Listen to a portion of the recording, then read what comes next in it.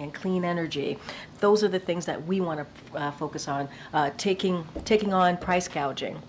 And while Republicans in the House are doing the complete opposite, they want to cut Social Security, which of course would raise costs for American families, and they want to give tax cuts to billionaires and corporations. That is not our focus. That's not what we agree on. And you have seen what we have done the last 3.5 years, and certainly we're going to keep building on that. As it relates to your question, our economic team is going to continue monitoring developments. That's what they do, and keeping the president and the vice president updated. And a follow on the prisoner swap last week. There were some exiled political activists and relatives of political prisoners in Belarus who say the fact that none of the political prisoners there were involved in the swap means they are just not a priority for the West. So can you give us any insight as to why none of the hundreds of the Belarusian political prisoners were not included in the exchange? So let me just say that, and I think Jake has said this very eloquently, Jake Sullivan, our national security advisor, he said it here, he said it multiple times during interviews over the weekend. These are incredibly difficult decisions. These are not easy decisions to make. And, you know, this is a president that values human life, right? That values American citizens. And he has said from the beginning of this administration, and he has shown to get home innocent, wrongfully detained Americans back home to their loved ones, to their families. And you have seen this. I think, as you know, some folks might say, you've seen the receipts in delivering on that.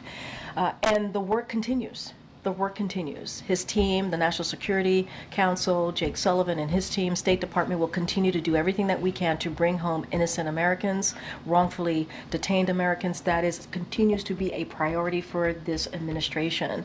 And I can't speak to every case, but what I can speak to is the commitment from this administration that you have seen over and over and over again. It is not easy. This is not easy. We know what families are going through. We know how they're feeling. We know that they're missing their loved ones. And so we're going to continue to do that work. We're going to continue to do that work.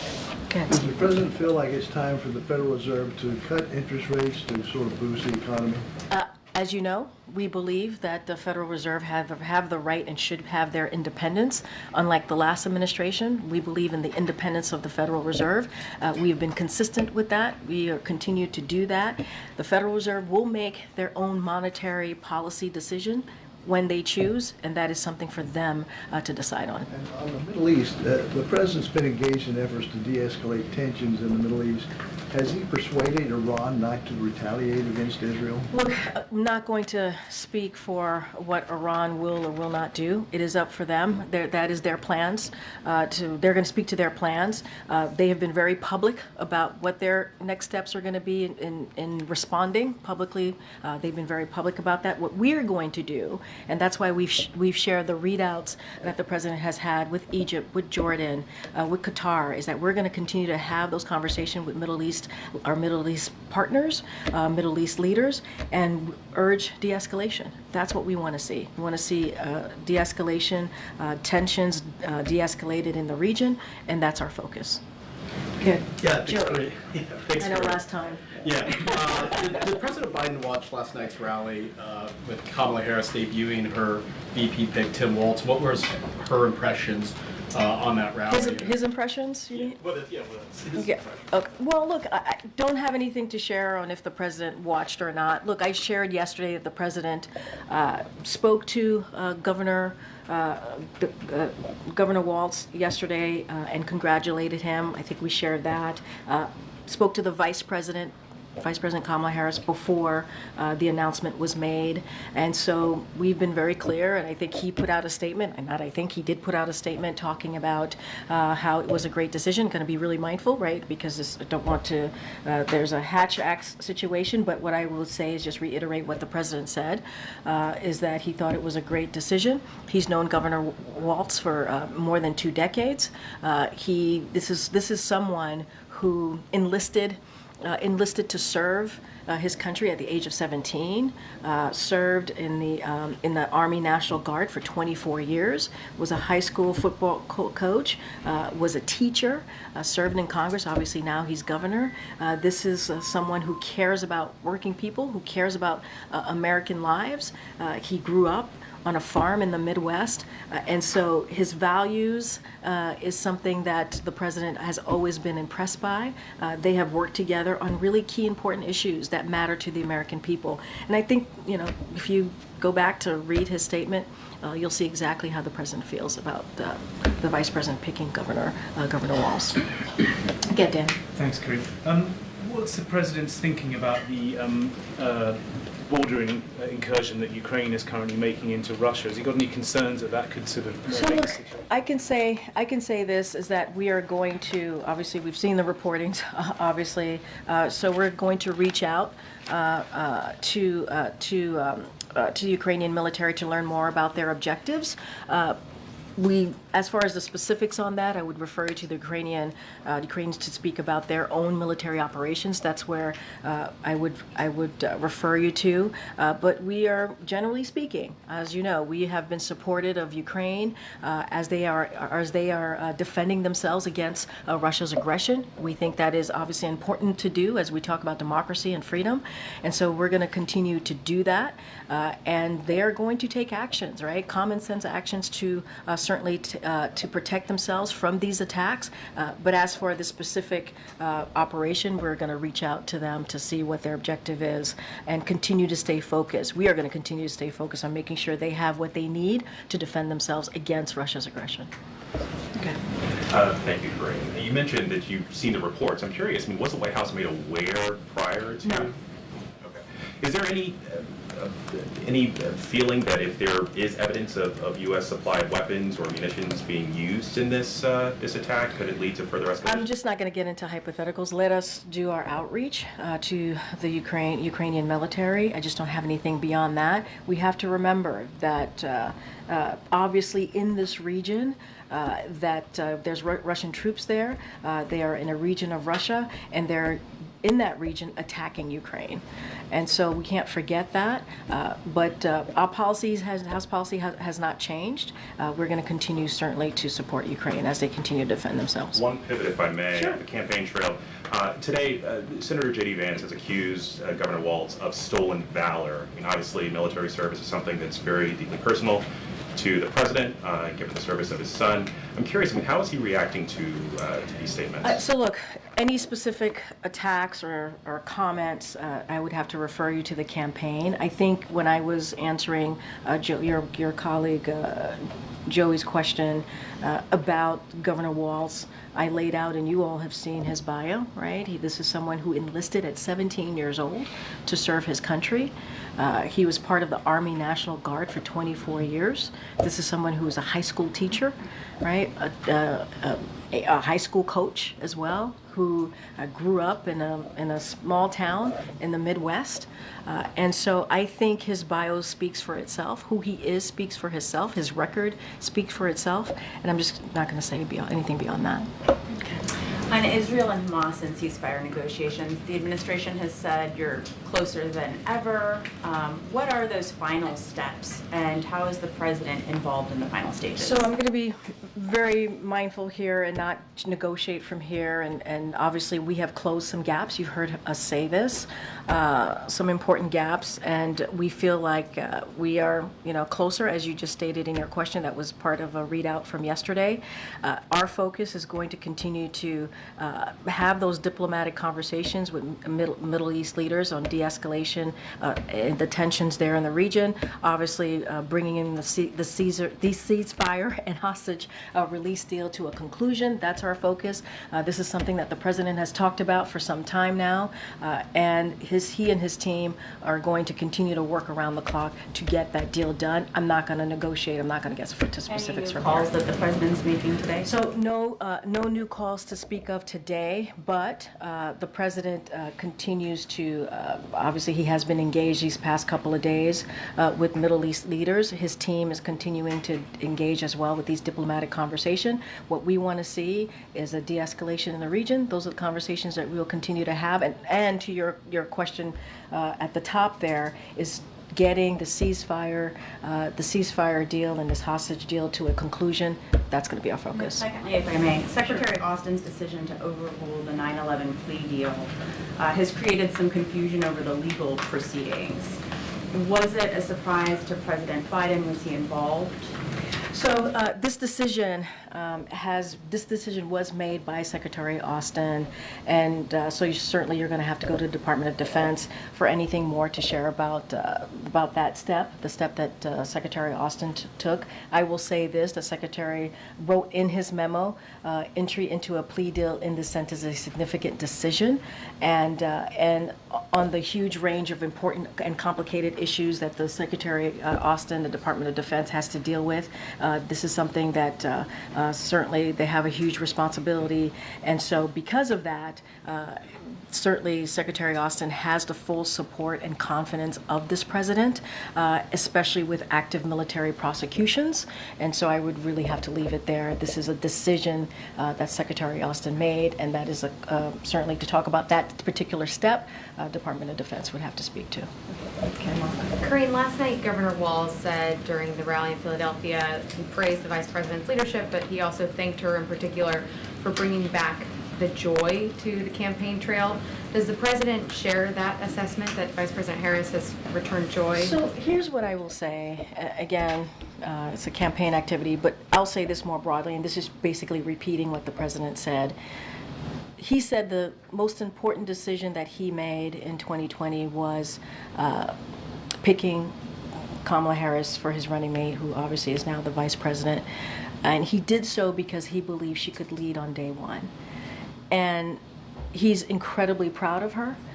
He chose her to be his critical partner for the last 3.5 years, and obviously now in this transition period, if you will, because of her judgment, because of her leadership, because of her temperament, and because of her experience.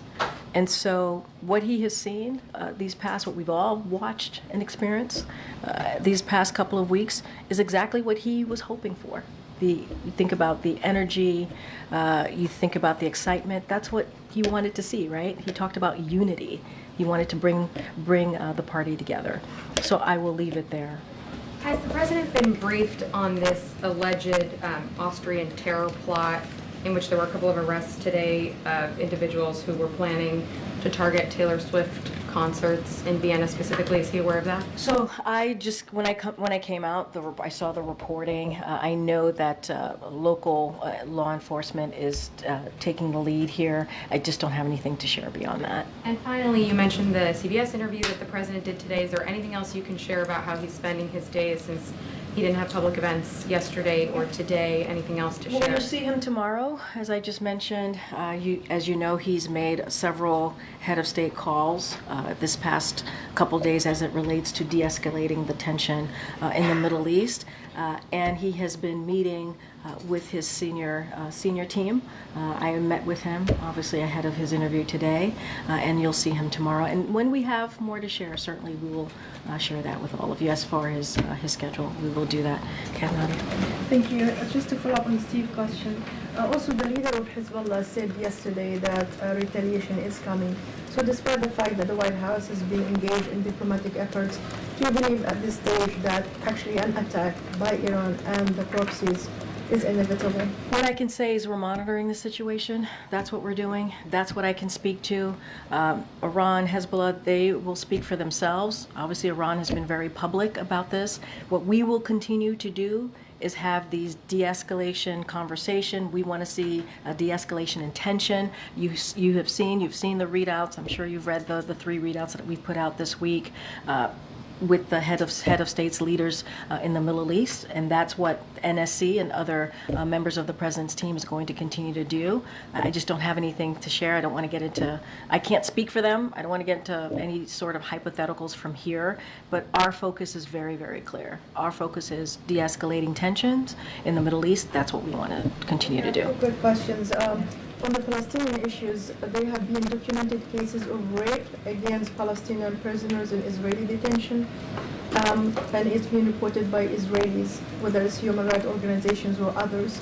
Does the White House has raised these cases in particular with the Israelis, and what were the response? So the reports of rape, torture, and abuse are deeply, deeply concerning. And we have been clear and consistent with Israel that it must treat all detainees humanely and with dignity in accordance with international law. must respect detainees' human rights, and must ensure accountability for any abuses or violations. Reiterate that we support an IDF investigation into allegations of serious abuse of Palestinian detainees by IDF soldiers. It is essential that the rule of law and due process prevail. That is what we want to see, and obviously we're going to continue to have those conversations. Okay, and finally, what message does the U.S. send when you have powerful lobbies unseating two African Americans, congressmen and women, what is Jamal Bowman or now Cori Bush, because they criticize Israel? They've been labeled as anti-Semitic just because they criticize the conduct of the Israelis. So how can you project U.S. values to other countries when you see this nexus between money and lobbying influencing politics? So I've not been covering these races, and I can't speak to what has been happening on the ground. It's not something that I'm going to speak to. What I can say is, more broadly, just as we do speak to when there is a primary election, we congratulate the winners of yesterday's primary elections. That's what we're going to do, and we want to be able to work on behalf of the American people with future congressional members, and that's what I can speak to, and that's where I'll stay. Okay. Thank you, Karine. You mentioned the CBS interview that will be airing this weekend. What was the impetus for the president to decide to sit for that interview? I mean, look, the president has always said that he wants to do interviews, speak directly to the American people. One way to do that is to do interviews with you all. And so that is something that he wanted to do, a sit-down interview. I'm not going to get into the specifics. You guys will see. They will promote, obviously, CBS will promote. He's wanting to get across? I mean, look, the message for this president has always been the same, right? Which is he's going to do everything that he can to deliver for the American people, to work on issues that they care about, whether it's the economy, whether it's about freedom and democracy, whether it's about making sure that we lower costs. Those are things that the president is always very clear about. I'm not going to get ahead of the interview. He did an interview. He was happy to do it. And I think, stay tuned. You all will see what his message is and what the interview was all about. But, we're hoping, obviously, he'll continue to talk and take questions from you all in the next 5 months. During that time, how is he thinking about using his executive authority to achieve anything left on his to-do list? I appreciate the question. I'm not going to get ahead of the president on any potential executive actions that he might take on any important issue that matters to the American people. What I can say is he wants to build on the historic record that he has been able to lay out and deliver for the American people. That's his focus. I'm not going to get ahead of the president. Has he spoken to Vice President Harris after last night's rally? They definitely spoke, as we mentioned yesterday from here. The vice president called the president ahead of the announcement of her running mate, so they had a conversation. They speak regularly. They are partners in this, as you know, and have a close relationship. I just don't have anything to read out outside of that. Has the president spoken yet to any of the U.S. service members who were injured this week overseas by Iranian proxies?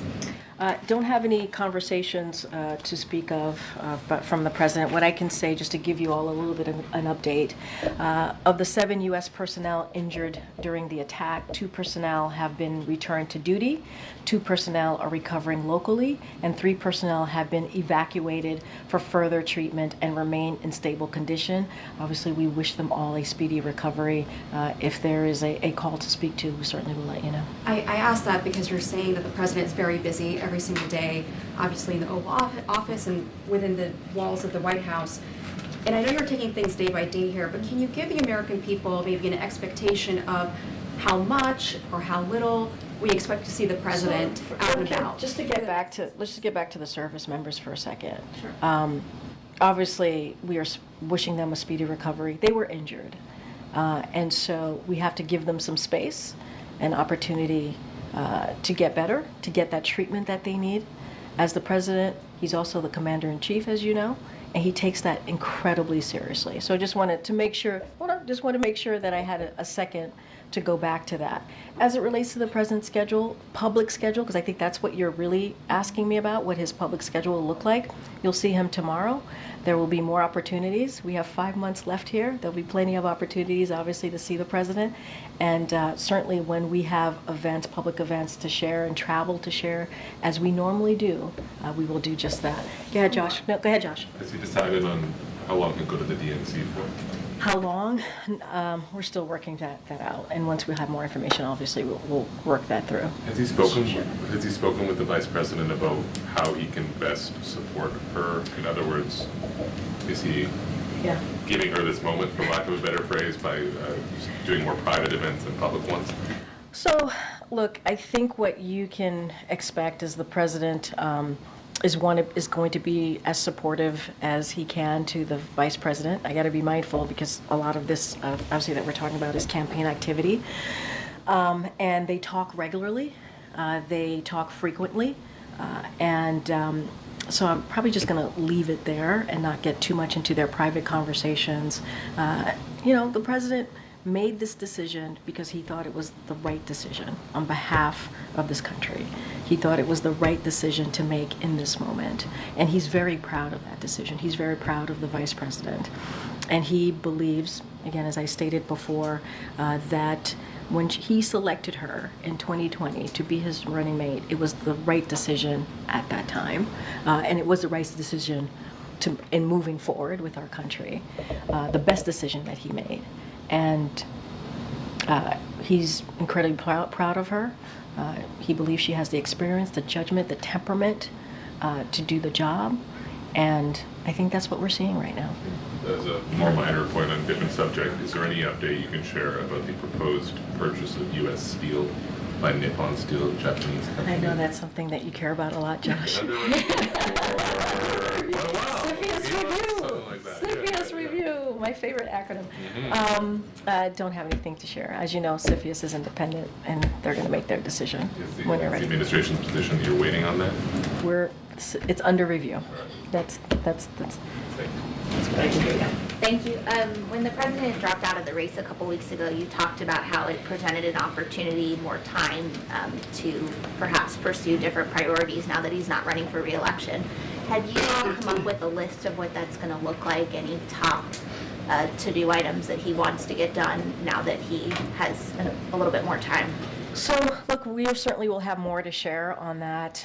What I can say is that, as you know, and you've heard me talk about this, the president was able to pass some in a bipartisan way and some with only Democrats only, right? If you think about the Inflation Reduction Act, if you think about CHIPS and Science Act, which is done in bipartisan way, obviously, bipartisan infrastructure legislation, the American Rescue Plan. Those are important piece of legislation that has allowed him to build an economy, rebuild an economy that's the strongest, a leading economy that's the strongest in the world, really deal with healthcare, lowering costs for Americans, whether it's healthcare, energy, prescription drugs, you name it. He has been able to do that work. Now there's still a lot of implementation to be done. He wants to see, for example, when we think about the infrastructure law, we want to make sure that those projects gets moving, the CHIPS and Science Act, bring manufacturing back here to the U.S. There's a lot of work that still needs to be done just on the stuff that he's been able to get done. As it relates to the next 5 months, lowering costs, building homes that are affordable, and continuing to strengthen the economy. Obviously, we'll have more specifics, more things to speak to in the upcoming, hopefully, weeks. But there's a lot to think about. There's a lot to think about for sure. On how to continue to deliver for the American people. Plan on how you're going to lay that out? Is that going to be Don't have anything to share at this time. I don't have anything to share. Thanks. Tune in. Go ahead, Annie. Thanks so much, Karine. I had two questions. One is about Rahm Emanuel in Japan. He chose not to attend a memorial service in Nagasaki because Israel was not invited. And I'm just curious if that is a sort of broader policy from the White House, or whether that's sort of a one-off, or if there's anything that you could sort of speak to in terms of the whether it's a kind of a larger boycott that the administration is. So, and I appreciate the question. I wasn't tracking this particular matter, so I want to go back and see exactly what occurred. And I know you're laying out what you're reporting here, but want to go back. I don't want to talk about a change of policy or anything like that without talking to the team. Okay. And then just one other one. Former House Speaker Nancy Pelosi in a recent interview said that the president decided not to run again in part because of, well, entirely, I suppose, because of a lack of, quote, stamina to serve for another 4 years, unquote. And I wonder if you could comment about that. Is that your sense of why he chose not to serve? I'm not sure where the disconnect might be between the speaker and the president. I know that they're, as you said yesterday, very close. Yeah, I mean, look, he respects, again, his good friend, Speaker Pelosi, former Speaker Pelosi. What I can say is, speaking for the president and knowing what the president, his decision, it wasn't certainly not because of that. It wasn't because of lack of stamina. It was, as I just stated multiple times, unity, bringing the country together. That's what he wanted to do. It wasn't about him. This was about country first. That's what the president, that's how he has basically moved forward with his career this past 50 plus years. And that was his decision, passing along the torch. This is stuff that he said in the Oval Address, in the letter, in statements that you have seen from him. And he's been very, very clear from his perspective as to why he wanted to make that decision. But it certainly was not about stamina. He believed that he could have continued to do this job another 4 years. That's why he decided to run for re-election. But I would let the speaker speak for herself. I'm speaking for the president and what I know. Here. Go ahead, Karen. Yes, Karine. It's my understanding that the Domestic Policy Council had a meeting on Monday with advocates on the topics of establishing a U.S. Commission on Reparations and U.S. Commission on Truth, Racial Healing, and Transformation. I know I asked about this topic last week, but is there anything the White House can share about this meeting? And then also separately, I spoke to one of those advocates who expressed that many of them are just really frustrated with the lack of progress and urgency that they feel is not being happening on this particular topic, especially because some of their biggest champions in Congress will no longer be in Congress, including the death of Congresswoman Sheila Jackson Lee and the defeats of Cori Bush, Jamal Bowman, and Barbara Lee will also not be in Congress. Does the White House understand, or what is their response to that frustration? Look, I'm not going to read out any private meetings from here, and that's something that we do. So not going to do that. But we do believe that Congress has the power to study reparations. We've talked about this multiple times in here. That is our belief. And continuing and seeing reparations and the continuing impact, obviously, of slavery, in addition to supporting an effort in Congress to study reparations.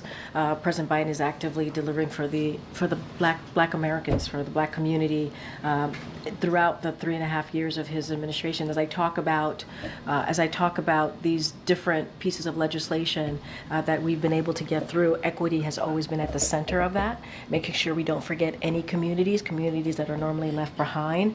And so we want to make sure that our commitment continues to be the advancement of racial equity. That's what we want to see, support for undeserved communities. Make sure, again, as some communities have been left out, we don't want to see that. We want to see, for example, an economy that's built from the bottom up, middle out. And we have seen some historic wealth gains for the Black community. That's because of the actions that this administration has taken. And we're going to continue to do that. We're going to continue anything that we're moving forward on. We want to make sure that not just Black American community, but also all communities, we want to make sure that we deliver and don't leave anybody behind. But the study of reparations, we believe, and will continue to say this, is something for Congress to do. Get sir. Thank you. A China question. So the Chinese government website has added a new section on Taiwan independence punishment that encourages people to report Taiwan independent supporters. Some are calling it witch hunt. Does the administration agree?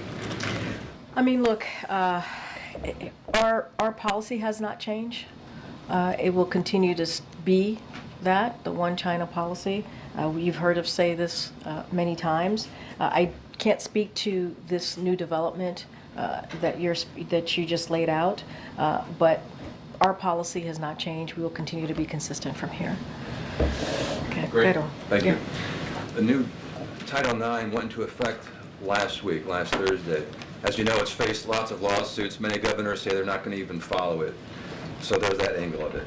But critics say the new Title IX hurts women and girls. For starters, they say it will destroy women's sports by allowing biological men to compete directly against women in sports. Does the president share that concern? So let me just say, so there's still ongoing litigation, so I would have to refer you to DOJ, but more broadly, every student deserves the right to feel safe. Every student deserves the right to feel safe in schools. That's what the rule is all about, strengthening and restoring vital protections that the previous administration took away. And ending violence against women and girls has been a priority not just for this president as president, but certainly during his Senate years, throughout his career, and that is something that he's has been always very focused on. This is an important step in an ongoing work to end campus sexual assault. That's what we want to see, and I cannot speak any further to the litigation. I'm not going to get ahead of any of that, so I'm just going to leave it there. How do you address the concerns that the new regulations, the new Title IX rewrite, will allow men, biological men, into women's locker rooms? Look, I want to be, again, really careful here. It's an ongoing litigation. I'm not going to say anything beyond that. Does the president have any concerns about this? Is he going to pull it? Is he going to pull the Title IX? It's an ongoing litigation through the DOJ. I'm just not going to say beyond it. Go ahead. Hey, Greg. Follow up on Cori Bush. She gave us a speech last night after the results came in, and she said to AIPAC, who spent heavily against her, "I'm coming to tear your kingdom down." Does the president have an opinion on that statement? So, look, the president has always been very clear, and very recently after the assassination attempt of the last president, about lowering rhetoric, right? Lowering political rhetoric, and the importance of doing that. It is important that we be very mindful of what we say. This kind of rhetoric is inflammatory and divisive and incredibly unhelpful. Look, we're going to continue to condemn any type of political rhetoric in that way, in that vein. And so it is important to be mindful in what we say and how we say it. But we cannot have this type of inflammatory, divisive language in our political discourse. Not now, not ever. And then quickly on the VP decision, you said a couple times that he spoke to the vice president about her decision. I don't expect you to say what he counseled her on, but did he give her advice? But did he say who he thought she ought to name as her vice president? So what I can say is, and he said this himself, that he had talked to her, I think like over a week ago when he was asked about this particular VP decision. The vice president sought the president's advice, and you know, she certainly the vice president welcomed his advice. I just don't have anything beyond that, but let's not forget they're critical partners, they're strong partners in this throughout the past 3.5 years on important different issues that matter to the American people. So not just this pick, but obviously throughout this past 3.5 years. But she sought his advice, he offered the advice, she welcomed the advice, and I'll just leave it there. I know I gotta wrap up. Go ahead, John. Thanks a lot, Karine. Can you just clarify an answer that you gave a little bit earlier? It involves that revocation of that plea deal for the 9/11 defendants, including Khalid Sheikh Mohammed. Did the Secretary of Defense give a heads up to the President, the Commander-in-Chief? This is a decision that he made on his own. I understand. Can I just I think finish that my answers the question. Well, it doesn't, because I want to know if... For you, maybe, but go ahead. Okay.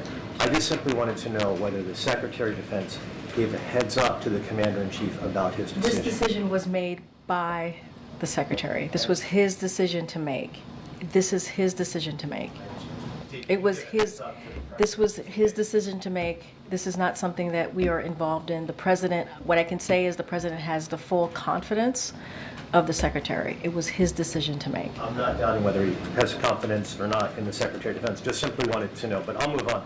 wanted to ask you another question that just was out there on social media, and maybe you can reply to it. The former president has made this suggestion that the current president may still want to be the Democratic presidential nominee. Put that out on social media.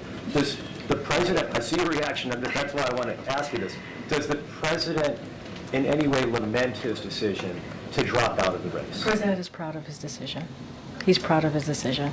Again, we had nothing to do with the 9/11 plea deal reversal. We had nothing to do with it. This was something for the secretary to make, and he made it.